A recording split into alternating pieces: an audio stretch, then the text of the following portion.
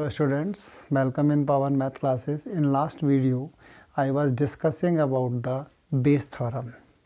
हमने base theorem का discuss किया था और कुछ आपको प्रैक्टिस भी दी थी उस दिन करने के लिए।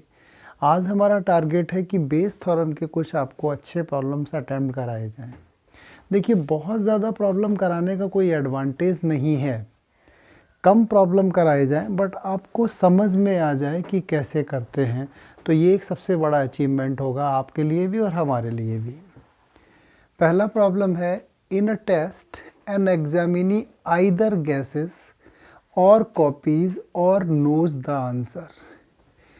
एक टेस्ट में एग्जामिनी जो है या तो गैस करता है या कॉपी करता है या आंसर जानता है। 3 वे से आंसर्स दे सकता है। To a MCQ multiple choice question with 4 choices. मतलब एक टेस्ट में बच्चे को MCQ क्वेश्चन दिया जाता है, उसका आंसर देने के लिए उसके पास 3 ऑप्शन है, या तो गैस करता है या कॉपी करता है या जानता है। एंड जो ये MCQ क्वेश्चन है ये 4 चॉइसेस का प्रॉब्लम है, मतलब 4 ऑप्शंस गिवन है, कोई एक ऑप्शन राइट है। The probability that he make a guess is 1/3 and copies the answer is 1/6। अगर वो गैस करता है तो उसकी प्रोबेबिलिटी 1/3 है और वो कॉपी करता है तो 1/6 है। The probability that his answer is correct when he copied is 1/8। मतलब कॉपी करने के बाद उसका आंसर सही आता है, इसकी प्रोबेबिलिटी 1/8 है। Find the probability he knew the answer to the question given that he correctly answered it। अब लास्ट वाली लाइन से पकड़ने की कोशिश कीजिए कि एग्जॉस्टिव इवेंट्स का एक पार्ट क्या है। Find the probability that he knew the answer. हमें प्रोबेबिलिटी निकालनी है कि उसे आंसर आता है। मतलब एग्जॉस्टिव इवेंट्स में हो गया, एक तो उसे आंसर आता है, दूसरा आंसर की वो कॉपी करता है, और एक हो गया आंसर का वो गैस करता है। एंड कब, मतलब क्या पाया गया, what has to be found here, given that he correctly answered is, मतलब आंसर करेक्ट है। तो आई थिंक जो हमने 2-3 बार क्वेश्चन पढ़ने की कोशिश की है वहाँ से आपको E1, E2, E3 क्लियर हो जाने चाहिए थे। E1 का मतलब है ही, पहले नंबर पे इसने क्या दिया हुआ है, gas, he gas is the answer.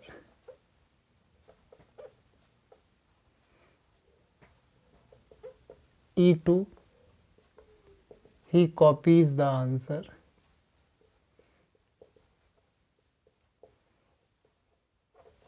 And E3 का मतलब है यहाँ पर he knows the answer। जो एग्जामिनी है उसको आंसर पता है, और तीनों के साथ यहाँ क्या आकर हो रहा है, आंसर इज करेक्ट। मतलब वो कुछ भी करे आंसर उसका सही हो सकता है। तो वो हमारी कॉमन इवेंट हो गई है। अब इसमें हमें 6 इन्फॉर्मेशन देनी पड़ेगी सर्च करके।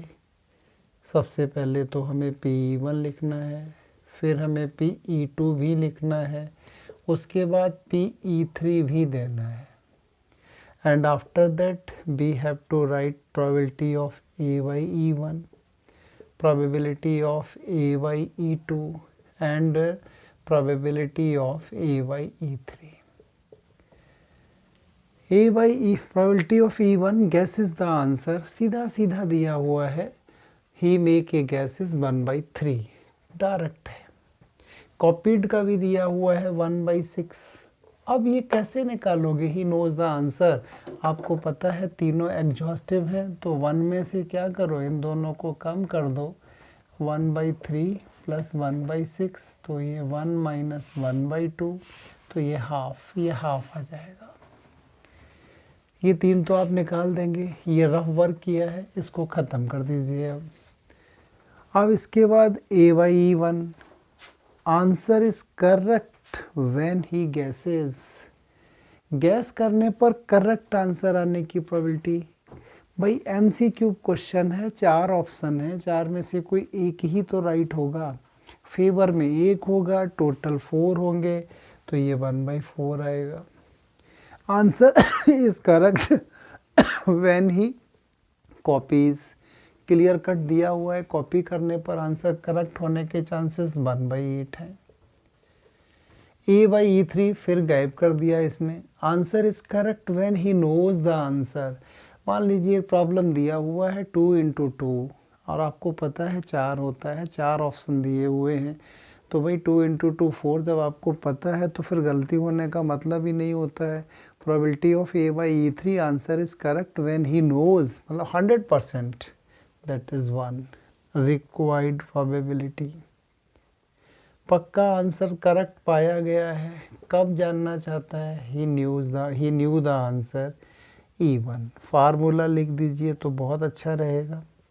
Probability of E1 into probability of A/E1 divided by total probability. Probability of E1 into A/E1 plus probability of E2 into A/E2 plus probability of E3 into A/E3। This is equal to E1 के कितने chances हैं? 1/3। नहीं, हाँ मैंने news का गलत लिख दिया, जानने का तो 3 है ना, तो ये E3 का मतलब है यहाँ पर 1/2 into 1 divided by E1 means है 1/3 इंटू 1/4। यहाँ गलत लिख गए थे ना, E3 न्यू को तो हमने क्या किया है, 3 माना है। 1/3 into 1/4 plus 1/6 into 1/8 plus half into 1। आप चाहे तो हाफ काट दीजिए, नहीं तो एलसीएम ले लो। 1/2 डिवाइडेड बाई 12 ये है, 48 ये है, 2 ये है, तो 48 ही हो गया एलसीएम। पहले आएगा 4 प्लस का 1 प्लस यहाँ आएगा 24। तो इसका आंसर कितना हो जाएगा? 48 अपॉन में 2 इंटू 29। 2 से कट किया तो ये आ गया 24। So your answer is 24/29। इस प्रॉब्लम का आंसर होगा 24/29। मेन प्रॉब्लम थी यहाँ पर आपको E1, E2 एंड E3 को डिसाइड करना, कॉमन इवेंट। इसके बाद इसने 3 प्रोबेबिलिटी भी यहाँ छुपा रखी थी। एक PE3 नहीं दिया हुआ था, एक A/E3 नहीं दिया हुआ था, और एक इसने आपको A/E1 भी नहीं प्रोवाइड किया था डायरेक्ट। तो आपको सोचना था, ये तो आपने डायरेक्ट ही सोच लिया। E1 plus E2 plus probability of E3 is 1। 1 में से ये दोनों कम कर दिए तो ये आ गया। अब A/E1 MCQ क्वेश्चन है, अंदाजे से सही आंसर आने का मतलब 1/4 ही होगा, 25% ही रहेगा ना। 4 में से एक ऑप्शन राइट है, और ये answer is correct when he knows the answer. ये तो 100% होगा, तो इसका आंसर 1 आएगा। तो इस तरीके से हम फर्स्ट क्वेश्चन करने में कामयाब हो जाते हैं। Now we are on second question. बहुत अच्छा प्रॉब्लम है सेकेंड। फर्स्ट थोड़ा सा मतलब पेपर अगर टेक्निकल है तो आने के चांसेस हैं। सेकंड तो फ्रीक्वेंटली बोर्ड एग्जाम में पूछा जाता है। A man is known to speak truth 3 out of 4।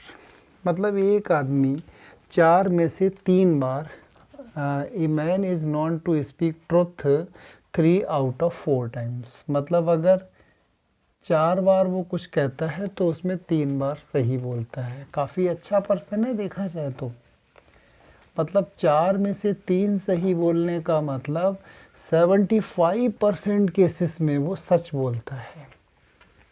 ऐसी उम्मीद स्टूडेंट तो अपने बीच में बच्चों से करे ना, क्योंकि बच्चे तो कुछ कहते हैं कि बहुत कम पढ़ते हैं लेकिन बहुत अच्छी स्टडी कर रहे होते हैं। कुछ बच्चे वो बहुत कम पढ़ते हैं, वो बस ऐसे ही शो दिखाने के लिए, अपना इम्प्रेशन बनाने के लिए फेंकते रहते हैं कि हम बहुत पढ़ रहे हैं। अगर 75% वो सही बोल रहे हैं तो बहुत अच्छी बात होती है। तो यहाँ दिया हुआ है, a man is known to speak truth 3 out of 4 times. He throws a die. वो एक डाई फेंकता है। And report that it is 6। Die फेंक करके कहता है कि 6 आया हुआ है। What is the probability that, find the probability that it is actually a 6। probability निकालनी है कि ये actually 6 है। ये काफ़ी बार बोर्ड एग्ज़ाम में क्वेश्चन आ चुका है, और हम जब भी अपना एग्ज़ाम टीम में रहे हैं तो हमने ये देखा है कि बच्चे इस क्वेश्चन में E1 E2 को सही से डिसाइड नहीं कर पाते हैं। वो लिखते हैं E1 he speak truth और he speak tell a lie, he is not speaking truth. झूठ और सच को लगा देते हैं E1 एंड E2 में। ये बेसिकली नहीं है इस प्रॉब्लम में। ध्यान से देखिए, a man knows to speak truth 3 out of 4, he throws a die, report that it is 6, find the probability that it is actually 6। मतलब आपको प्रोबेबिलिटी निकालनी है कि ये 6 है। तो एक इवेंट तो आपकी आ गई एग्जॉस्टिव की, इट इज़ ए 6। तो दूसरी क्या होगी, इट इज़ नॉट अ 6। अगर एक इवेंट आती है इट इज़ ए 6, तो पक्का दूसरी क्या होगी, it is not a 6।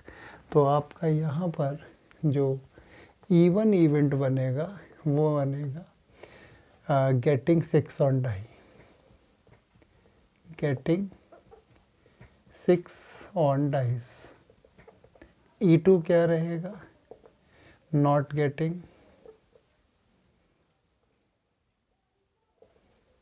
6 on dice.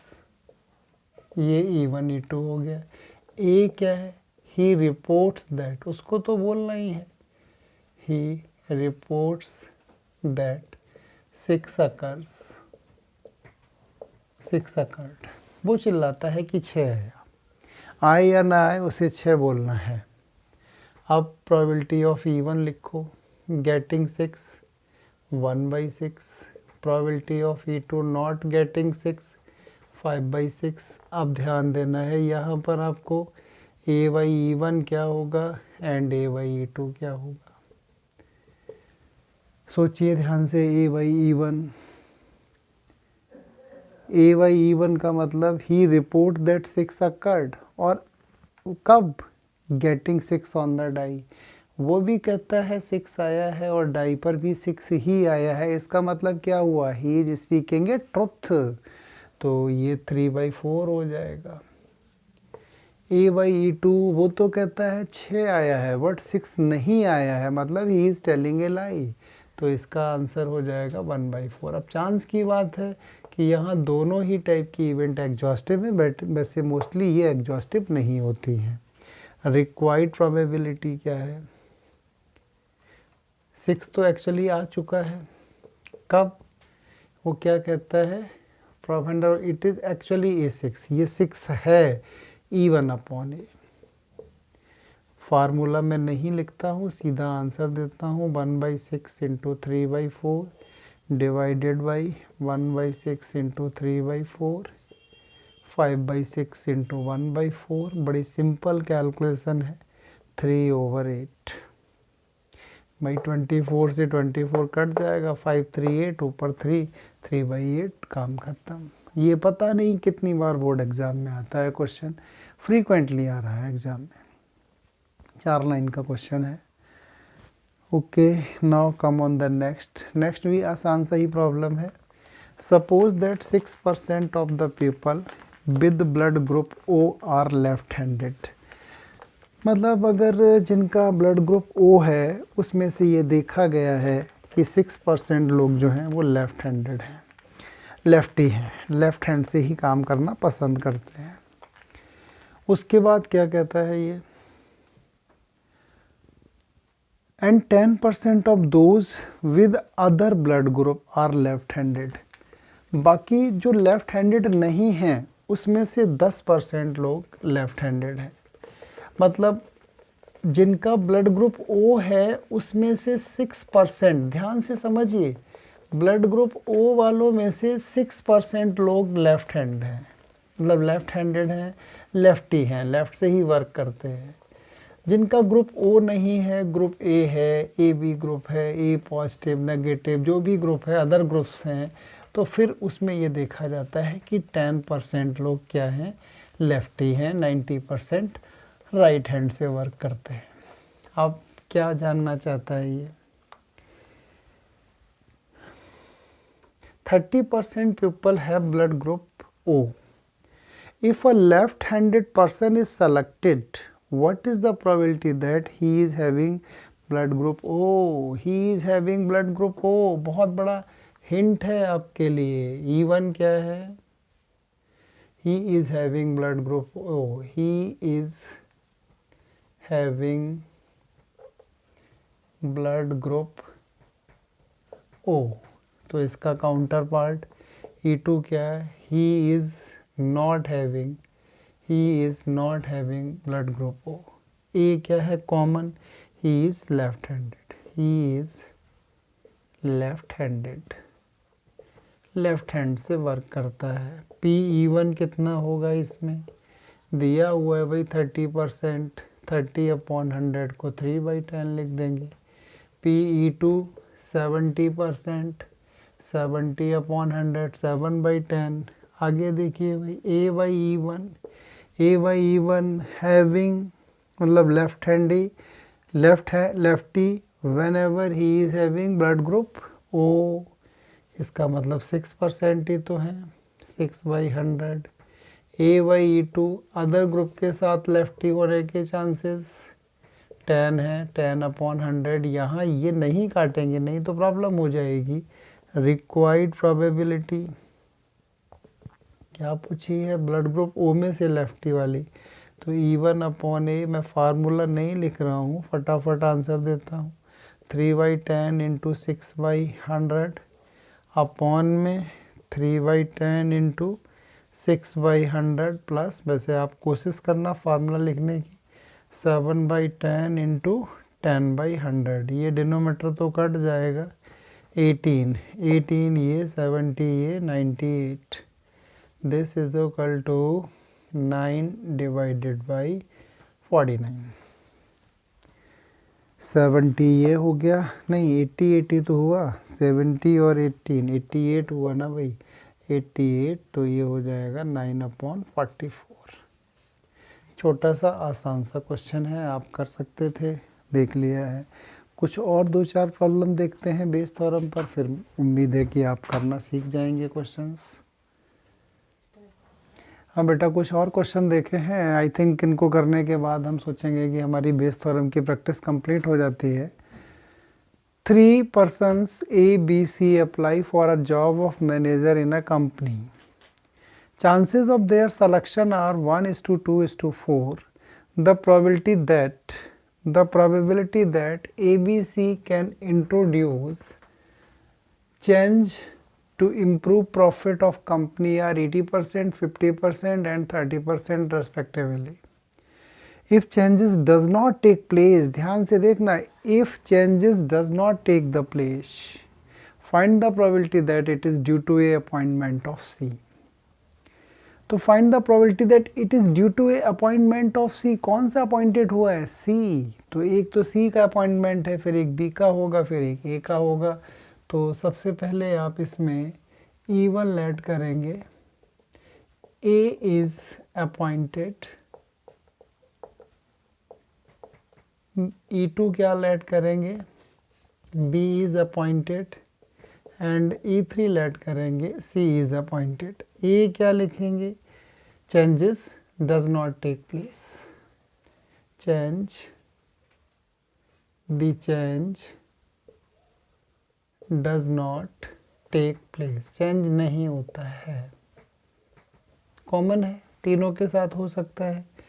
Probability of E1 देखिए नहीं डायरेक्ट दिया, 1:2:4। टोटल 7 हैं, तो पहले के चेंज कितने चांस? 1 है, तो ये हो जाएगा 1/7। PE2 2/7 क्लियर है ये तो, एंड PE3 ये हो जाएगा 4/7। अब probability of A/A1, changes does not take place whenever A is selected. 80% तो चेंज होता है, तो 1 - 80/100 इट इज कमिंग 20/100। अब डायरेक्ट लिखेंगे हम A/E2 भाई 50% तो चेंज होता है, तो 50 नहीं होगा। एंड प्रोबेबिलिटी ऑफ A/E3 30% होता है तो 70% नहीं होगा।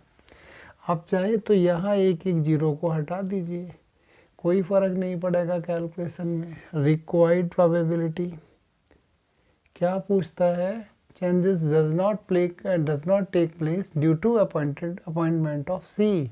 तो ये जानना चाहता है E3/A।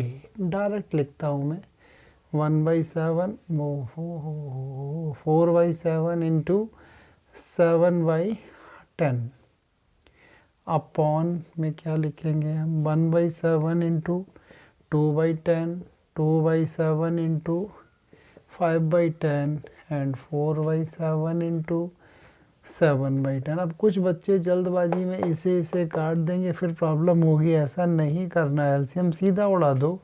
2 10 12 और 28 40, 2 ये आएगा, 10 ये 12, 28 40, आंसर आ जाएगा 7/10। अगर सी के अपॉइंट होने के बाद भी चेंजेस प्रॉफिट में नहीं होता है तो इसके चांसेस हैं 7/10। थोड़ा सा प्रॉब्लम में इसने कन्फ्यूज़न पैदा किया है। प्रॉफिट इम्प्रूव होने के चांसेस तो दिए थे, बट ये कहता है जब नहीं इम्प्रूव होती है उसके लिए डिस्कशन करा रहा है, तो थोड़ा सा अलर्ट रहेंगे, क्वेश्चन में हो जाएगा। आप 5th क्वेश्चन पढ़ते हैं। An insurance company insured 3000 scooters, 4000 cars and 5000 trucks. The probability of accident involving a scooter, a car, a truck are 2%, 3% and 4% respectively. An insured vehicle meet with an accident, find the probability that it is a truck. मतलब जो insurance company है वो 3 type के vehicles का insurance करती है। Scooter वालों का इंश्योरेंस करती है, स्कूटर्स का ही करती है, नॉट स्कूटर ड्राइवर का। स्कूटर का इंश्योरेंस करती है, कार का इंश्योरेंस करती है एंड ट्रक का इंश्योरेंस करती है। और इनके नंबर भी बता रखे हैं, कितने ट्रक्स का इंश्योरेंस किया, कितने कार का किया और कितने स्कूटर का किया है। एक इंश्योर्ड व्हीकल ही एक्सीडेंट में मिल गया, क्या प्रोबेबिलिटी है कि वो ट्रक था? तो मतलब एक्सीडेंट हो चुका है, प्रोबेबिलिटी किसकी निकालनी है? वो ट्रक है।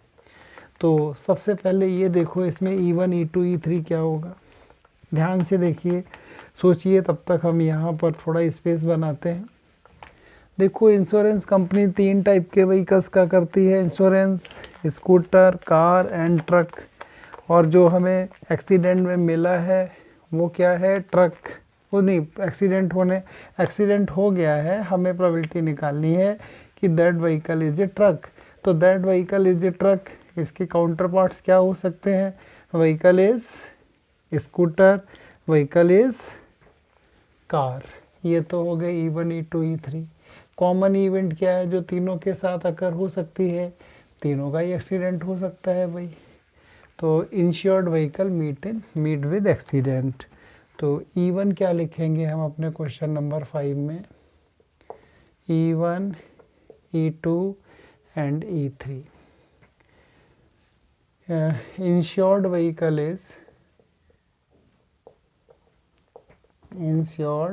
व्हीकल पहले नंबर पे क्या है? स्कूटर ही दिया हुआ है ना। हाँ,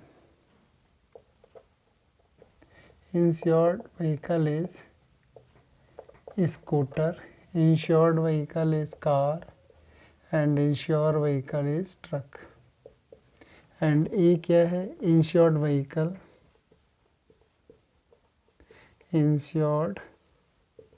vehicle meets with an accident. PE1 क्या होगा इसमें? कितने व्हीकल हैं भाई? 3, 4 एंड 5, 12,000। स्कूटर वाले के कितने चांस हैं? 3000 अपॉन 12,000। तो ये 3 0 काट दो, 3/12। कार वालों के कितने चांस? कार के कितने चांस हो जाएंगे? 4/12। ट्रक के कितने चांस हो जाएंगे? 5/12। एक्सीडेंट होने का देखिए, accident occurred when ever vehicle is scooter, तो स्कूटर के एक्सीडेंट होने के चांसेस 2%। 2/100 A/E2। एक्सीडेंट हुआ है इंश्योर्ड व्हीकल का, बट है क्या वो कार, तो कार के एक्सीडेंट होने के चांसेस 3/100। एंड A/E3 ट्रक का है तो ये है 4/100। रिक्वायर्ड ये है प्रोबेबिलिटी ऑफ E3/A।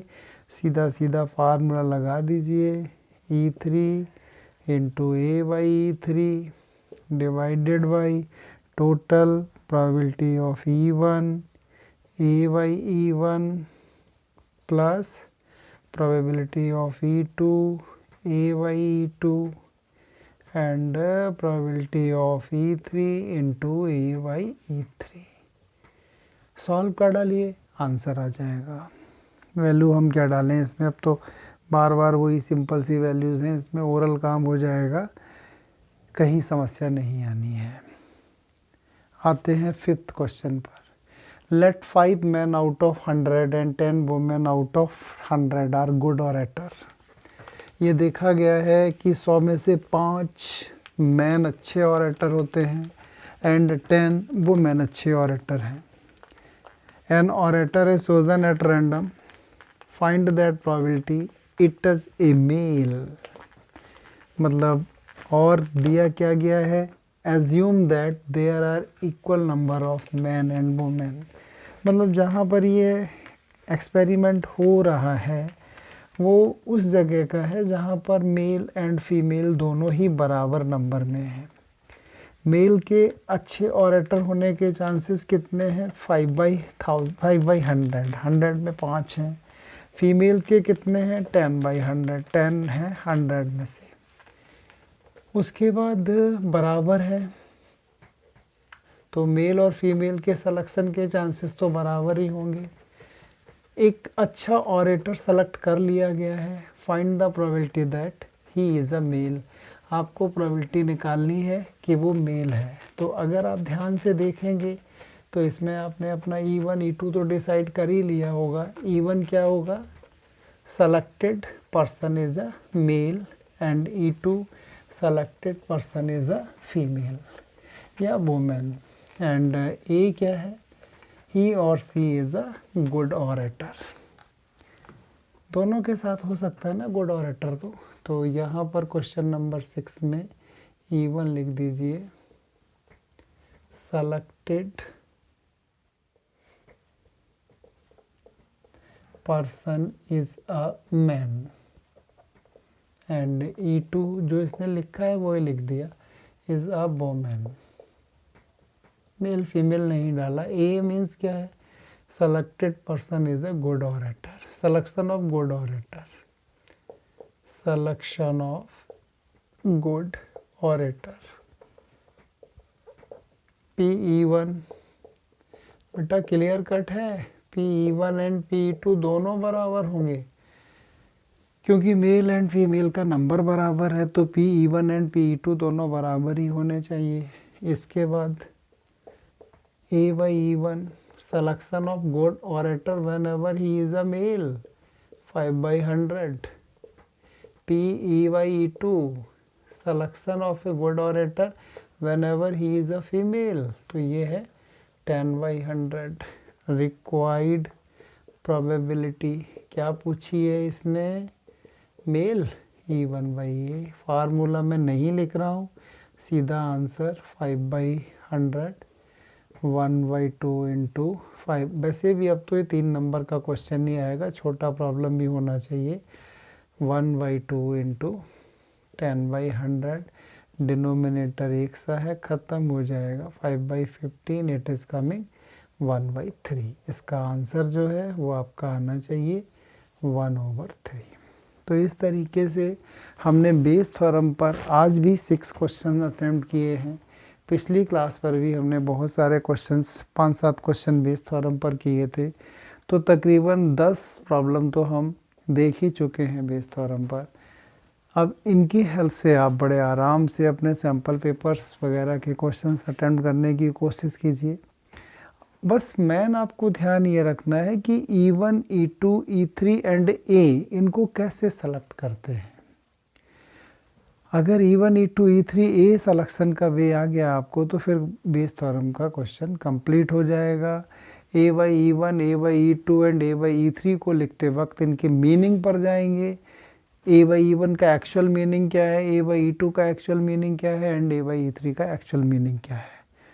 ओके बेटा, अब नेक्स्ट वीडियो में हम प्रोबेबिलिटी डिस्ट्रीब्यूशन जो लास्ट टॉपिक है प्रोबेबिलिटी का उसके साथ ही डिस्कशन करेंगे। Thank you.